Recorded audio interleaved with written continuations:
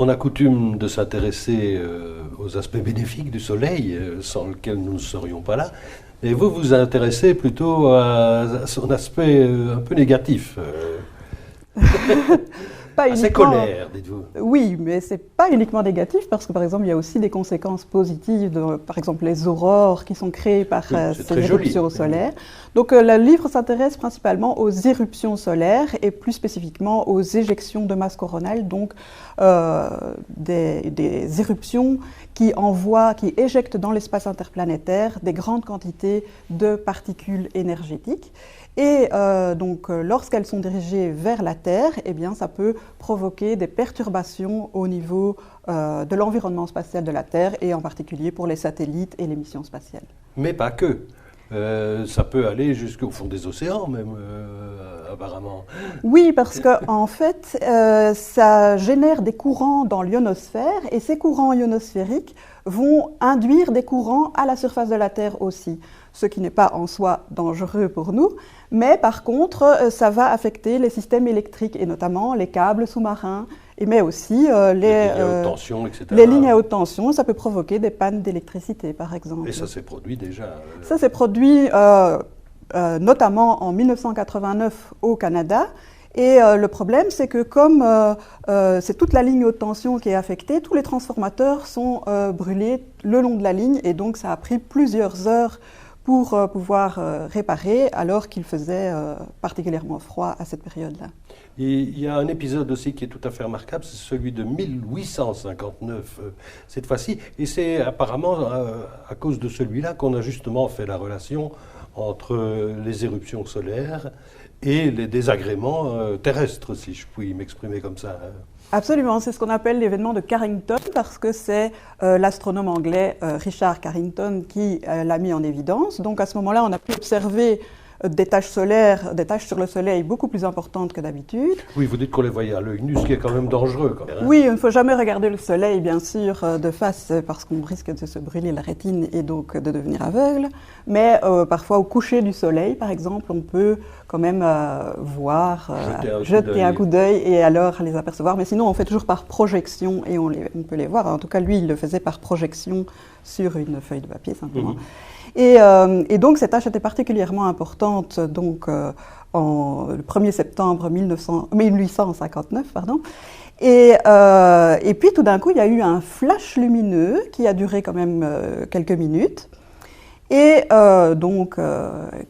près de 17 heures plus tard, on a enregistré des perturbations importantes au niveau des communications télégraphiques notamment, et aussi des aurores observées à des endroits tout à fait inhabituels, donc à des latitudes beaucoup plus faibles que d'habitude, et tellement lumineuses qu'on pouvait même lire le journal, dit-on, dans les témoignages de l'époque. Oui, ça a dû faire peur hein, quand même. Oui, ça a absolument fait peur parce qu'on ne connaissait pas encore très très bien le lien entre l'activité solaire et les aurores déjà. Et puis surtout, il faut s'imaginer que si un tel phénomène se reproduisait maintenant, vu toutes les technologies spatiales dont on dispose et que l'on utilise, eh bien, les perturbations seraient beaucoup plus importantes que simplement des communications télégraphiques perturbées. Suivre son GPS pourrait provoquer quelques surprises, par exemple. Oui, c'est-à-dire que souvent dans ces cas-là, enfin, pas souvent, parce que ça n'arrive pas souvent, heureusement, mais le signal reçu par les GPS présente des scintillations, c'est-à-dire des moments où on ne reçoit plus le GPS de signal et donc on n'a plus le positionnement et c'est plutôt problématique surtout pour les avions parce que nous on peut encore se débrouiller. Pour les avions ça peut être plus dérangeant. Il peut y avoir un blackout radio aussi pour les avions par exemple. Blackout radio, oui, tout à fait, puisque l'ionosphère a également des perturbations au niveau de la densité qui change. Et donc, de toute façon, des éruptions solaires, même beaucoup moindres que celles de l'événement de Carrington, provoquent de temps en temps des blackouts au niveau de certaines fréquences radio. Donc, il faut donc connaître un peu les caractéristiques de l'ionosphère pour pouvoir déterminer quelles sont les fréquences à utiliser selon selon les caractéristiques d'activité solaire. Mais là, vous parlez de l'ionosphère, on est dans l'environnement terrestre. Mais bon, tout ça vient effectivement, tout ça est provoqué par le Soleil, par ces fameuses éruptions. Alors de quoi s'agit-il quand on parle d'éruptions solaires ? Donc les éruptions solaires, c'est tout d'un coup une masse de particules, donc une bulle géante de gaz qui s'échappe vers l'espace interplanétaire. Et les plus grosses éruptions solaires, on les appelle des éjections de masse coronale, donc ce qui explique bien de quoi il s'agit. Et ces particules sont assez énergétiques, donc elles peuvent provoquer des problèmes aux missions spatiales, mais lorsque l'éruption est en direction de la Terre, eh bien elles vont provoquer des perturbations dans l'environnement spatial de la Terre. Heureusement, nous sommes protégés par le champ magnétique terrestre qui dévie en grande partie les particules vers les régions de haute latitude, et on est protégé également par l'atmosphère elle-même. Et donc, c'est surtout au niveau des satellites et des régions de haute altitude qu'on va avoir des perturbations, et c'est ce qu'on appelle les orages magnétiques. Tout ça vient aussi de l'activité interne du Soleil, probablement. Je veux dire que c'est une réaction nucléaire, le Soleil en fait, hein, une immense réaction nucléaire. Oui, en fait, le Soleil tire son énergie des réactions de fusion qui ont lieu en son cœur, où règne une température de 15 millions de degrés. Ça laisse rêveur. Hein. À cette température très élevée, l'hydrogène qui compose principalement le Soleil fusionne, donc quatre atomes noyaux d'hydrogène fusionnent pour former de l'hélium. Et la variation de masse de cette réaction de fusion va générer de l'énergie selon la fameuse équation d'Einstein, E égale mc carré, donc E énergie, masse et c carré, donc c'est la vitesse de la lumière. Et donc cette énergie est provoquée par ces réactions de fusion, ça c'est l'énergie du Soleil elle-même, et les éruptions solaires, elles, se produisent généralement au voisinage des taches solaires. Donc les taches apparaissent sur le soleil, à la surface du Soleil, selon un cycle plus ou moins régulier de 11 ans. Et c'est généralement au voisinage de ces taches que soudainement une partie du gaz ionisé s'échappe et est envoyée vers l'espace interplanétaire.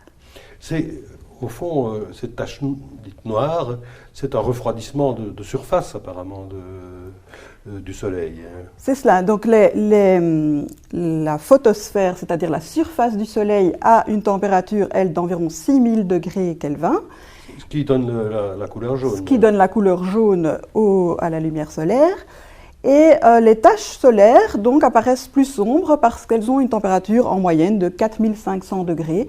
Et c'est lié en fait au magnétisme du Soleil. Donc généralement, des champs magnétiques intenses sont observés à ces taches qui apparaissent souvent par paires de polarités opposées. Et ça tient ça à la rotation du Soleil sur lui-même. Il tourne sur lui-même en un peu plus de 27 jours, hein, le Soleil. Mais comme il est mou, si je puis m'exprimer comme ça tourne plus vite à l'équateur qu'au pôle. Exactement. Donc c'est une boule de gaz et non pas ce n'est pas un astre rocheux comme la Terre. Donc comme c'est du gaz, tout le gaz ne tourne pas à la même vitesse. Et en particulier, donc, à l'équateur, ça tourne effectivement plus rapidement qu'au pôle. Et également, à l'intérieur, ça tourne un peu à des vitesses différentes. Et c'est ce qui génère ce champ magnétique solaire et qui est alors transporté par les particules qui s'échappent dans l'espace interplanétaire. Ceci dit, il y a une émission constante de particules du Soleil. Hein. On parle de vent solaire. Ce vent se transforme de temps en temps en orage, comme vous l'avez dit, mais la généralité tout de même, c'est ce vent solaire plus ou moins rapide, plus ou moins dense. Absolument. Donc en permanence, il y a des particules qui s'échappent, donc des électrons et des protons principalement, aussi quelques ions d'hélium, donc, et puis d'autres ions plus présents sous forme de traces. Et donc ces particules, effectivement, on les appelle le vent solaire. Et donc il est caractérisé différemment selon qu'on se trouve à l'équateur du Soleil ou dans les régions polaires, surtout lorsque l'activité est calme. Mais donc, effectivement, il varie en permanence et donc la densité, la vitesse des particules varie en permanence et donc ça va exercer une pression différente sur le champ magnétique terrestre, donc quand il arrive à proximité de la Terre. Et donc, en fonction de ça, les variations du champ magnétique, enfin, les courants qui vont circuler le long du champ magnétique terrestre vont également différer. Alors ces orages, c'est plus fréquent quand le Soleil est en pleine activité, dirais-je. Oui, on a observé qu'au plus il y a de taches solaires, au plus généralement il y a d'éruptions, et souvent aussi durant la phase descendante. Par exemple, 2015 est une année où on n'est plus vraiment en maximum d'activité solaire parce que le nombre de taches commence à diminuer, mais par contre il y a eu encore beaucoup d'éruptions cette année, enfin l'année passée. On devrait être parti pour plus ou moins une dizaine d'années, alors, de relatif calme. Oui, encore que ce n'est pas parce qu'on est en minimum d'activité solaire qu'on ne peut pas avoir une éjection de masse coronale et avoir d'éruptions. Mais c'est vrai qu'en général, le nombre d'éruptions et leur intensité est plus grande en maximum d'activité solaire. Et on est en période de fin, c'est ça? On est en période de fin, donc le précédent maximum était en 2013 et le précédent encore avant, c'était 2001. Et là, on a pu observer en 2001 pas mal d'aurores. Ce maximum-ci était plus faible. Ceci dit, ça donne de très belles choses. Dans votre ouvrage, on voit de très belles images de ces éjections coronales, de ces arches aussi qui peuvent faire des dizaines, voire des centaines de kilomètres de long. Hein, oui, absolument. Et qui sont toujours plus ou moins à la proximité de ces fameuses taches noires. Oui, donc en fait, on a maintenant des instruments qui permettent de faire des observations avec une résolution jamais obtenue auparavant, en particulier la mission SDO, donc Solar Dynamic Observatory de la NASA, qui donne des images assez extraordinaires effectivement de ces éruptions et surtout les films également, puisque il n'y a pas seulement le livre, on a également des applications e-book où vous pouvez observer ces éruptions solaires avec le mouvement et pas uniquement les belles photos. Donc le son encore peut-être. Oui, il y a de la musique pour certaines vidéos. Revenons peut-être sur ce vent solaire. Bon, au fond, on en est protégé, vous l'avez dit déjà, essentiellement par le champ magnétique de la Terre. Hein. Ceci dit, ces particules apparemment transportent avec elles aussi... quand on parle de plasma, généralement, on parle de particules chargées. Donc, on parle probablement de magnétisme aussi. Elles transportent avec elles un champ magnétique. Déjà. Absolument. Donc, un plasma, c'est quoi? C'est simplement un gaz constitué de particules ionisées. Et avec la chaleur dégagée par le Soleil, évidemment, toutes les particules du vent solaire sont chargées électriquement. Et donc, du coup, elles transportent également avec elles le champ magnétique du Soleil, qu'on appelle le champ magnétique interplanétaire, puisqu'il s'étend jusqu'aux confins du système solaire. Oui, oui, et il y a une espèce de zone d'ailleurs qui marque, je dirais, la limite extrême de ce vent solaire, là où, je dirais, il devient suffisamment faible pour être contrebalancé par ce qu'il y a autour. Absolument, c'est ce qu'on appelle l'héliosphère. L'héliosphère, donc, c'est cette région où les particules du vent solaire ont une densité dominante par rapport à la densité du interstellaire, donc entre les étoiles. Et donc la limite s'appelle l'héliopause. Et donc cette héliosphère, c'est quoi? À peu près 100 unités astronomiques, hein, c'est-à-dire 100 fois plus ou moins la distance du Soleil, et c'est encore une fois elliptique. Beaucoup de choses sont elliptiques hein, dans le ciel. Oui, parce que c'est en fait la pression interstellaire a une direction bien déterminée qui correspond à la direction donc dans laquelle le Soleil tourne. Et donc, du coup, effectivement, ça forme une gigantesque bulle qui est légèrement aplatie dans cette direction. Alors, on en a déjà dit un mot. Ça, c'est quand même assez compliqué comme système, je dirais, c'est la magnétosphère. C'est ça qui, essentiellement, nous protège de ces rayonnements qui peuvent... Enfin, il faut le rappeler quand même, ça peut être extrêmement dangereux, hein, y compris pour les astronautes. Oui, parce que c'est surtout lorsqu'il y a ce qu'on appelle des événements à particules énergétiques. Donc, certaines de ces éruptions, pas toutes, mais certaines éruptions envoient des protons et des électrons très, très énergétiques. Et alors, ils agissent comme des radiations nucléaires, en fait, et donc peuvent provoquer des cancers, par exemple, pour les équipages. Mais heureusement, on peut placer des écrans pour stopper ces particules et faire en sorte qu'ils ne soient pas affectés. Mais pour ça, il faut prévoir que ces particules vont arriver. Et il faut également avoir prévu ces écrans et également ça peut poser des problèmes pour les missions à long terme donc puisque les doses s'accumulent. Oui, et puis ça peut gêner les panneaux solaires par exemple, on peut se retrouver paradoxalement en panne d'énergie à cause de ces éruptions. Oui, absolument, parce que ces particules énergétiques endommagent les panneaux solaires, les cellules photoélectriques et donc ça réduit le temps de vie des satellites. Et puis ça provoque également des décharges électriques qui peuvent affecter l'électronique des satellites. Donc ces orages magnétiques sont effectivement redoutés pour les missions spatiales.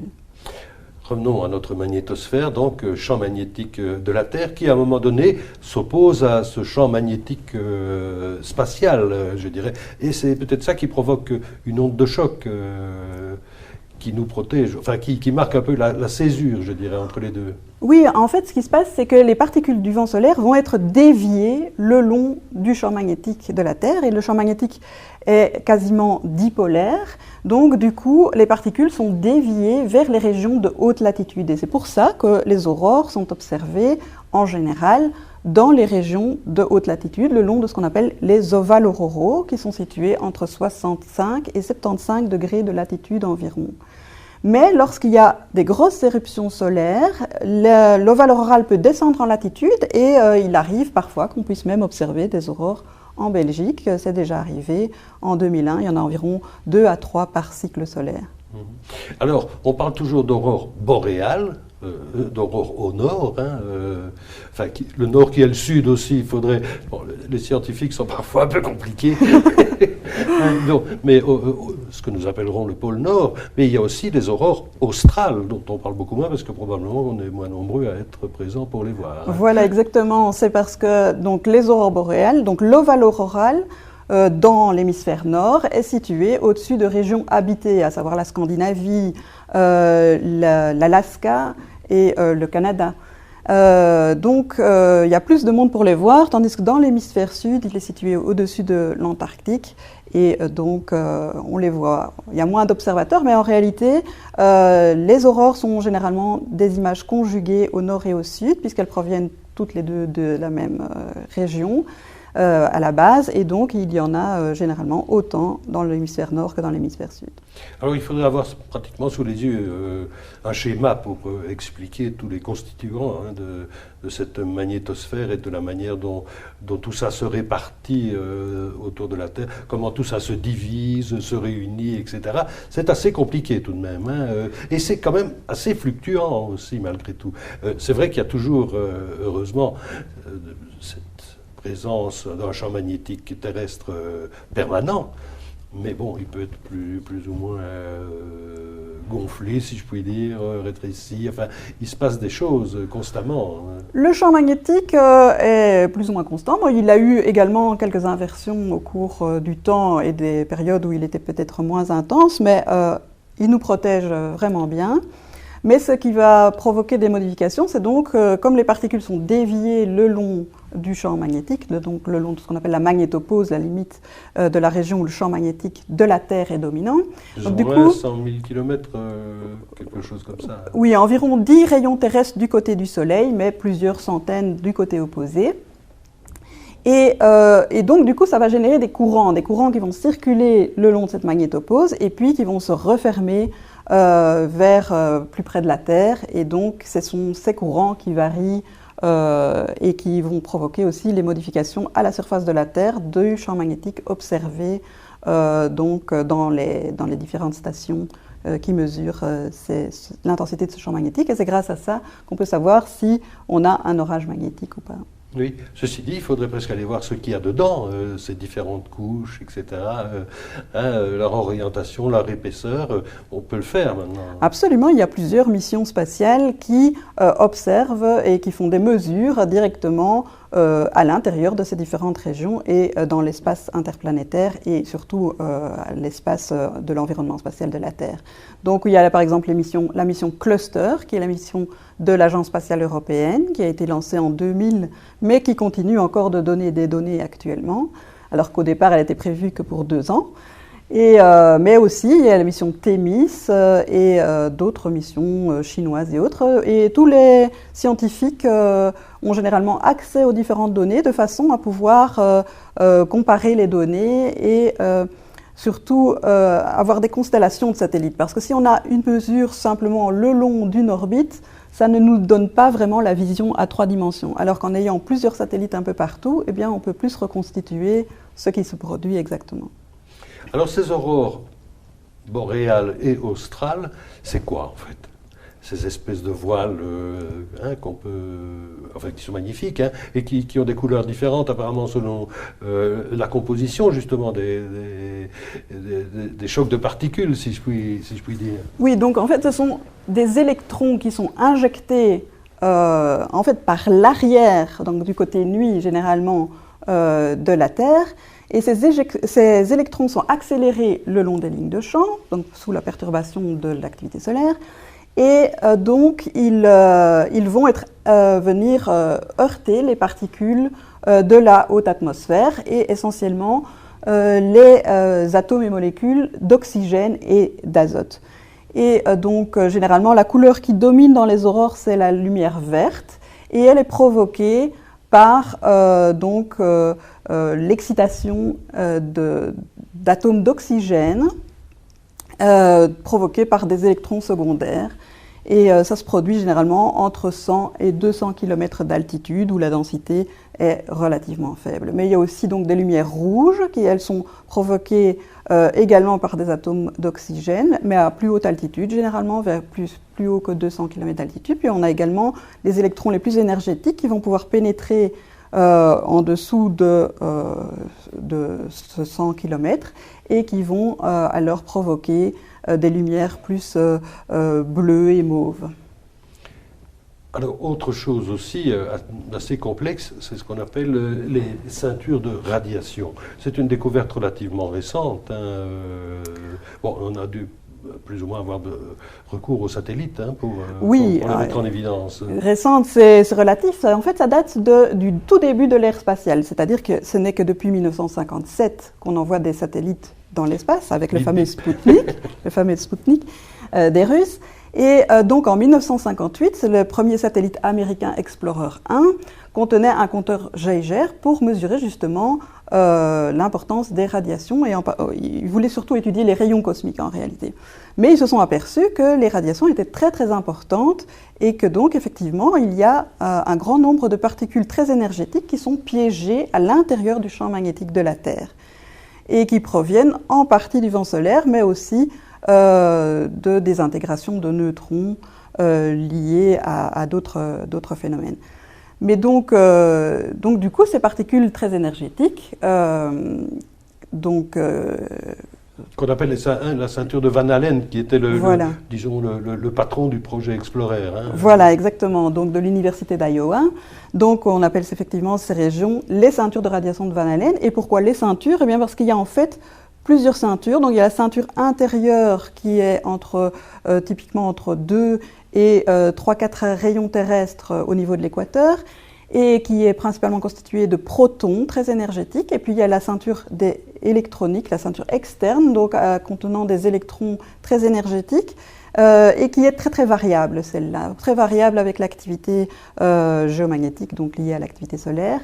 Et donc il faut en tenir compte pour les missions spatiales puisque donc ces particules peuvent endommager vraiment les satellites.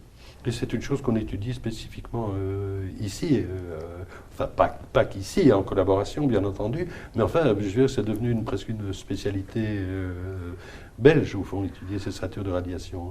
Oui, en particulier avec donc à l'Institut royal d'aéronomie spatiale de Belgique où je travaille.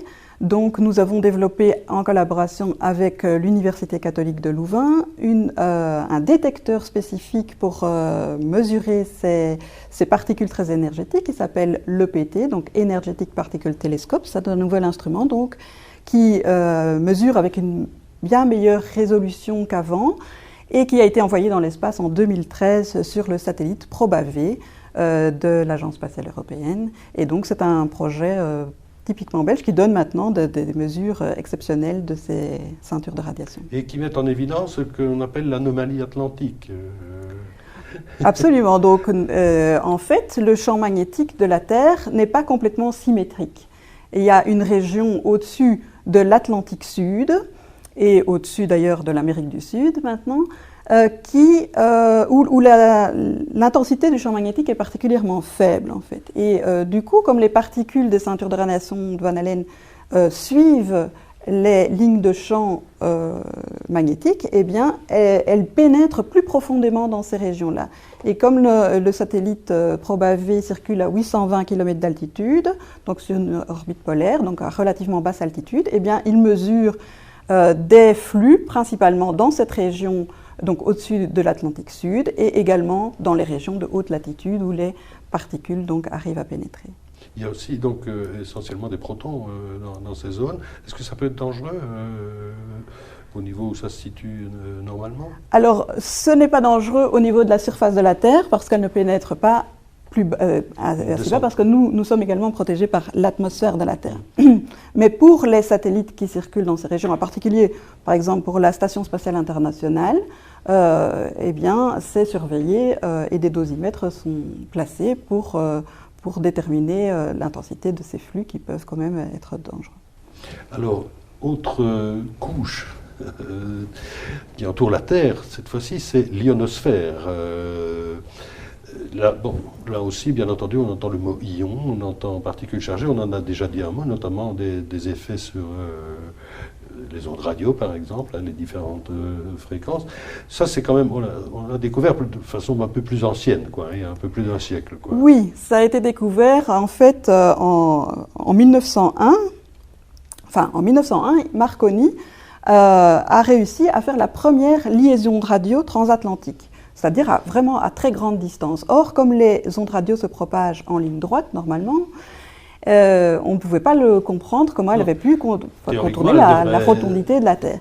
Et donc, du coup, certains physiciens ont émis l'hypothèse qu'il y avait une couche ionisée dans la haute atmosphère. Et ce n'est que 20 ans plus tard, en fait, qu'on a pu confirmer l'existence, effectivement, de cette couche qu'on a appelée l'ionosphère et qui s'étend typiquement au-dessus de 60 km d'altitude. Et donc, c'est l'atmosphère qui commence, en fait, à devenir ionisée. Donc, les électrons se détachent des atomes du fait du rayonnement ultraviolet du Soleil. Donc, cette fois-ci, ce ne sont plus les particules du Soleil, mais c'est le rayonnement électromagnétique, c'est-à-dire la lumière du Soleil, la lumière ultraviolette du Soleil qui va ioniser ces particules. Et on a un maximum de densité qui se situe entre 200 et 300 km d'altitude, et c'est ce maximum de densité qui va réfléchir les ondes radio à certaines fréquences. Mais cette ionosphère elle-même est assez instable apparemment en fonction des saisons, de l'endroit où on se trouve sur la planète. Ça change tout le temps. La densité change tout le temps. Déjà, la principale modification, c'est entre le jour et la nuit, puisque la nuit, le rayonnement ultraviolet du Soleil ne parvient plus de ce côté-là de la Terre, et donc du coup la densité diminue. Mais pas complètement, évidemment, il reste toujours une couche d'ionosphère, mais la densité diminue un petit peu. Et donc, du coup, les conditions de propagation des ondes radio sont différentes le jour et la nuit, par exemple. Mais alors, lorsqu'il y a des orages magnétiques, là, on a également des densités qui varient et qui vont donc principalement plus absorber le signal radio, donc il va être moins bien réfléchi, ou en tout cas les fréquences vont être différentes, celles qui vont être réfléchies. Puis on a aussi donc l'activité solaire, le cycle de 11 ans qui joue lui aussi sur cette densité. Autre couche encore, c'est la plasmosphère, cette fois-ci. Bon, on a déjà évoqué plus ou moins ce qu'est un plasma, c'est-à-dire que c'est un gaz ionisé, en fait. Hein, c'est-à-dire que c'est des particules auxquelles on a soit arraché un proton ou un électron, etc. Enfin bon, qui ont un plus ou un moins, quoi, pour le dire simplement. Alors, mais bon, là, c'est basique ce que je dis. Oui, mais donc pour expliquer simplement ce que c'est la plasmasphère, donc c'est simplement l'extension de l'ionosphère aux plus hautes altitudes, en fait, puisque quand les particules deviennent chargées électriquement, elles vont se déplacer le long des lignes du champ magnétique. Donc elles deviennent... Comme la limaille des aimants, quoi. Voilà, et elles circulent donc le long des lignes du champ magnétique, et donc c'est pour ça que la plasmasphère a une forme d'une bouée, si vous voulez, le long des lignes du champ magnétique de la Terre. Donc c'est la prolongation de l'ionosphère, simplement. Et il s'étend jusqu'à 4-5 rayons terrestres, en fait. Et ils tournent à la même vitesse, ces particules tournent à la même vitesse que la Terre avec l'atmosphère et l'ionosphère. Enfin, ça suggère évidemment que le vide n'est pas si vite que ça. Hein. Le vide interstellaire n'est pas si vite que ça. Oui, en fait, la densité des particules est très faible. Et surtout lorsqu'on quitte la magnétosphère. Tout de même, il se passe beaucoup de choses. Hein. Il se passe beaucoup de choses, ça c'est vrai. Mais la densité, par exemple, la densité des particules du vent solaire lorsqu'elles arrivent à proximité de la Terre, donc avant que ces particules ne soient piégées dans le champ magnétique de la Terre, où là les densités sont un petit peu plus importantes, mais les densités sont très très faibles, ça représente entre 3 et 10 protons par centimètre cube, et c'est plus vide que les meilleures chambres à vide qu'on peut faire ici. Mais comme ces particules sont chargées et transportent des courants, c'est ça principalement qui va causer des modifications et faire en sorte que ça provoque des phénomènes importants. Oui, ce n'est pas de nature à ralentir un satellite, si je puis m'exprimer comme ça. Hein. Non, absolument. Quand on parle de vent solaire, il ne faut pas s'imaginer que ce sont des densités très importantes. C'est surtout, en fait, les vitesses de ces particules qui sont importantes et donc leur énergie et donc leur interaction avec la matière. Alors il y a une spécialité belge aussi, donc c'est en quelque sorte la météorologie solaire qu'on étudie donc à l'Observatoire Royal et en particulier à l'Institut d'aéronomie spatiale. Oui, donc on forme tous ensemble les 3 instituts du plateau d'Uccle, donc le Centre d'excellence des relations Soleil-Terre. Et donc, effectivement, c'est une spécialité belge d'étudier le Soleil, principalement à l'Observatoire. Ils observent vraiment ces éruptions solaires. Et à l'Institut d'aéronomie spatiale, nous étudions plus spécifiquement donc, les interactions avec la Terre, justement, les aurores, mais aussi toutes les transformations dans la magnétosphère, donc c'est-à-dire cette région de l'environnement spatial de la Terre. Oui, donc il y a une sorte d'observation constante de ce qui se passe autour, à la fois du Soleil, je dirais, et des répercussions que ça a autour de la Terre, quoi. Absolument, il y a donc des observations, et puis surtout, on développe également des modèles, parce que le but de la météorologie spatiale, c'est aussi de pouvoir prédire non seulement les éruptions, mais une fois qu'on a vu l'éruption, on sait que donc, la lumière met 8 minutes pour parvenir à la Terre, mais les particules, elles, circulent à entre 400 et 800 km par seconde en général. Donc ça nous laisse quand même de 1 à 3-4 jours avant qu'elles arrivent à proximité de la Terre. Donc on sait à l'avance qu'il va y avoir des flux plus importants de particules qui vont arriver. Après, c'est plus difficile de prédire où les aurores vont pouvoir vraiment être observées et quelles précautions prendre exactement, c'est les perturbations qui vont avoir lieu. Mais donc le but de cette météorologie spatiale, c'est de prévenir, c'est-à-dire donc vraiment faire des prédictions météorologiques. Oui, et ça existe déjà ce genre de prédictions? Vous avez eu l'occasion déjà d'en émettre et de dire, par exemple aux exploitants électriques, attention, il va se passer ceci? Oui, absolument. Donc chaque fois qu'il y a une éruption solaire, l'observatoire émet un bulletin d'alerte pour signaler qu'il va y avoir des perturbations. Mais après... c'est difficile d'en prédire peut-être l'intensité. Voilà, c'est ça. Parfois, l'intensité n'est pas très importante et parfois, donc les conséquences proprement dites sont plus difficiles à prévoir vraiment l'endroit sur la Terre qui va être affecté. Mais sinon, effectivement, les modèles deviennent de plus en plus précis pour faire ces prédictions. Oui, parce que vous observez beaucoup de choses pour intégrer les paramètres dans le modèle, quoi. Là, je veux dire qu'il y a évidemment des observations tirées du Soleil, et puis il y a aussi tout ce que vous avez mentionné dans cet entretien, au fond, qui concerne l'observation, cette fois-ci, de l'environnement terrestre en tant que tel. Oui, voilà, parce que le vent, enfin, l'arrivée des particules depuis le Soleil jusqu'à la Terre, ça c'est encore relativement bien compris, bien qu'il y ait encore aussi des choses à mieux comprendre, mais tous les systèmes de flux qui vont pénétrer dans le champ magnétique de la Terre et les perturbations que ça va générer, ça c'est plus compliqué vu que les réactions ne sont pas toujours les mêmes selon la direction du champ magnétique, selon la densité et la vitesse des particules qui arrivent, donc ça demande des modèles beaucoup plus perfectionnés, mais qu'on arrive à développer justement grâce maintenant à la puissance numérique. Oui, et puis vous avez davantage de données, je suppose il y en a toujours de plus en plus. Il y a de plus en plus de données, donc un certain nombre de modèles sont empiriques, c'est-à-dire vraiment basés sur les données précédentes pour prédire ce qui va se passer. Mais par contre, le but est aussi de développer des modèles physiques, c'est-à-dire où on comprend vraiment quels sont les mécanismes mis en jeu pour mieux prédire encore, parce que il y a beaucoup de paramètres qui peuvent jouer et il faut identifier ceux qui sont vraiment importants de ceux qui ne vont pas avoir beaucoup d'influence. Donc c'est un travail en cours. C'est un travail qui est toujours en cours et qui mobilise non seulement les chercheurs belges, mais les chercheurs internationaux américains de la NASA et de l'Agence spatiale européenne.